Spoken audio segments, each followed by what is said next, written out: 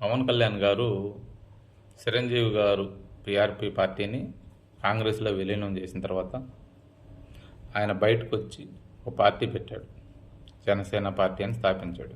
ఎందుకంటే చిరంజీవి గారు ఏదో గొప్ప మనసుతోటి ప్రజలకు ఏదైనా సేవ చేసుకుందాం, ప్రజల వల్ల మనం డబ్బులు సంపాదించుకున్నాం, సినిమాలు తీసి సినిమాలు చూసిన దానివల్ల అందులో మన కష్టం 50% ఉంటే వాళ్ళ సంపాదన మనకి టికెట్ల ద్వారా వచ్చిన కష్టం ఉంది 50%. అందుకు ప్రజలకు ఏదన్నా మంచి చేద్దాం, న్యాయం చేద్దాం అనే ఉద్దేశంతో ఆయన వచ్చారు. ఈ కుళ్ళు రాజకీయాల్లో ఆయన తట్టుకోలేక వెళ్ళిపోయాడు. పవన్ కళ్యాణ్ గారు చూడు వీళ్ళు పార్టీ పెట్టేశారు, ఎత్తేసారు, వీళ్ళు వేస్ట్ అనే ఇదిలో ఉంటుంది. ఆయన ఆశయాలు మనమైనా నెరవేరుద్దామనే ఉద్దేశంతో ఆయన జనసేన పార్టీ పెట్టడం జరిగింది. పెట్టిన రోజు నుంచి 2024లో ఆయన గెలిచేంతవరకు, ఆ తర్వాత స్టిల్ ఇప్పుడు కూడా ఇప్పుడు అంత ధైర్యం పెద్దగా చేయట్లేదు. కానీ మీరు చూశారు, పెట్టిన రోజు నుంచి పార్టీ ప్రకటిస్తారు అని వారం 10 రోజుల ముందు నుంచే తెలంగాణ నాయకులు మీకు 4 పెళ్ళిళ్ళు, మీరు రాజకీయాలకు ఏం పనికి వస్తారు, మీరు అదట్ట ఇదెట్ట, నువ్వు అట్టోడివి ఏదేదో మాట్లాడారు. కేసీఆర్ గారి కాడి నుంచి, టీఆర్ఎస్ వాళ్ళ కాడి నుంచి,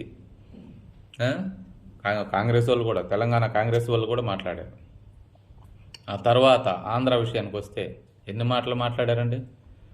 ఇళ్ళల్లో ఆడవాళ్ళని, పిల్లల్ని లెక్క లేకుండా ఆయన్ని మరీ ఘోరంగా, వాళ్ళకు ఒక ఫ్యామిలీ ఉంది, ఆయనకి అన్న వదినలు ఉన్నారు, వాళ్ళ పిల్లలు ఉన్నారు, ఆయనకి చెల్లెళ్ళు ఉన్నారు, అక్కలు ఉన్నారు, వాళ్ళకు తల్లి బతికే ఉంది పాపం.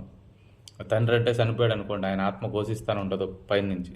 ఒక తల్లి బతికే ఉంది. ఆయన అన్న మాటలు, ఆ కుటుంబం పడిన వేదన, ఆవేదన మనం ఎవరన్నా పడ్డామా? మనకు ఎవరికన్నా ఉందా అంత బాధ? అలాంటి పరిస్థితే మనకు వచ్చి మనకి రాజకీయాలు ఎందుకని నోరు మూసుకొని పని చేసుకొని బతుకుతాం మనం. ఆయన ఉన్న స్థాయికి, ఆయన పడిన అవమానాలు, ఆయన పడిన కష్టాలు, వేల కోట్లు రెక్కల కష్టం తెచ్చి ప్రజలకు పంచడం, పార్టీ కోసం ఖర్చు పెట్టడం, పార్టీని నిలబెట్టడం, అదంతా ఒక ఎత్తు అయితే, ఆయన పడిన బాధ, ఆయన కుటుంబం పడిన బాధ ఎంత నరకం అది. మనమైతే ఒక్కరోజు సహించగలమా? ఎవడన్నా ఏదన్నా సోషల్ మీడియాలో కామెంట్ పెడితేనే మనం అల్లాడిపోతాం, లేదంటే మనకెందుకు ఈ కర్మని వదిలేస్తాం. ఆయన్ని విమర్శిస్తారా బయటకు వచ్చి? ఆయన విమర్శించే అంత హక్కు, అర్హత మనకుందా? ఏం మాట్లాడుతున్నారు మీరు? మీకు ఇష్టం లేకపోతే నేను ఈ పొత్తులో భాగంగా, గవర్నమెంట్ స్థాపించడానికి పొత్తులో భాగంగా నేను ప్రయత్నం చేస్తున్నాను అని ఎలక్షన్ ప్రచారం, ఇప్పుడు 24 ఎలక్షన్ల ప్రచారం అప్పుడే చెప్పాడు ఆయన. మీకు ఇష్టం లేని వాళ్ళు మీరు హ్యాపీగా ఉండిపోవచ్చు, నన్ను నమ్మి నాతో నడిచేవాళ్ళు నడవండి అని చెప్పాడు.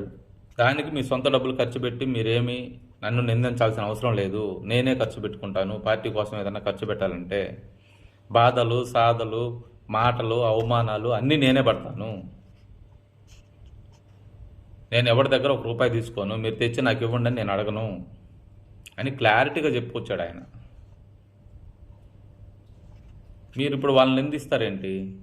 నిందించే హక్కు మనకెక్కడుంది? పార్టీ కోసం కష్టపడితే పడు.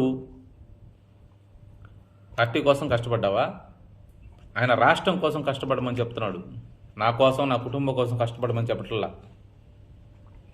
నువ్వు పార్టీ కోసం కష్టపడితే, పార్టీ కోసం కష్టపడినప్పుడు అది రాష్ట్రానికే ఉపయోగపడుతుంది. అదే చెప్తున్నాడు ఆయన. ముందు ఆయన నిందించడం మానేయండి దయచేసి, ప్లీజ్.